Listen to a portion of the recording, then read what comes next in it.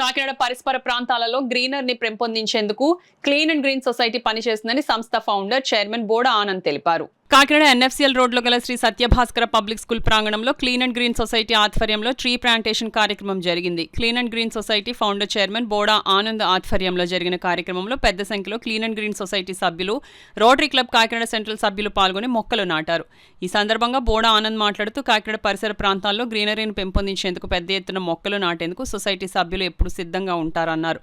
ఈ కార్యక్రమంలో society vice chairman Titan Nagesh, treasurer Ramanujam, committee member Addepalli Ranganayakulu, Rao Seetharamaswamy, Chodavarapu Murthy, Manish Ahmed, axe and axe Satish, Blue Star Raja, Srinivas Chowdary, Paida Somu, Vakcharla Suryam, Dameri Srinivas, పలువురు clean and green society సభ్యులు, Rotary సభ్యులు పాల్గొన్నారు. ఈ రోజు మన సత్యభాస్కర పబ్లిక్ స్కూల్ గ్రౌండ్ లో ఒక చాలా పెద్దవి, అంటే 10 అడుగుల పైన చెట్లు, కొంచెం బాగా పెద్ద నీడ వచ్చేవి, ఒక ఫ్యూచర్ ఒక 25 ఏళ్ళకి బ్రహ్మాండంగా పెరిగి మొత్తం ఇదంతా ఒక ఆక్సిజన్ ప్రొడ్యూస్ అయ్యేలాగా మొక్కలు నాటాము.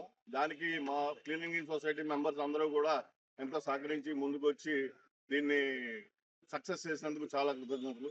ఇలాగే మేము కూడా ఫర్దర్ మా క్లీనింగ్ సొసైటీలో మాకు ఫండ్స్ పాయింట్ ప్రాబ్లం ఏం లేదు.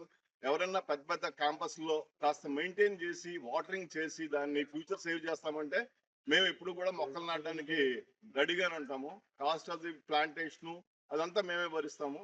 ఇది మా main object clean and green సొసైటీది. సో ఎవరైనా పబ్లిక్ లో కూడా ఏదైనా schools, public campuses or universities లో ఎక్కడైనా ఒక కొత్తగా ఫామ్ అయిన రోడ్లలోనూ ఎవరైనా టేక్ కేర్ చేస్తామంటే మేము మొక్కలు నాటడానికి రెడీగా ఉన్నాం. ఈ అవకాశాన్ని మా సొసైటీ ద్వారా ఉపయోగించమని పబ్లిక్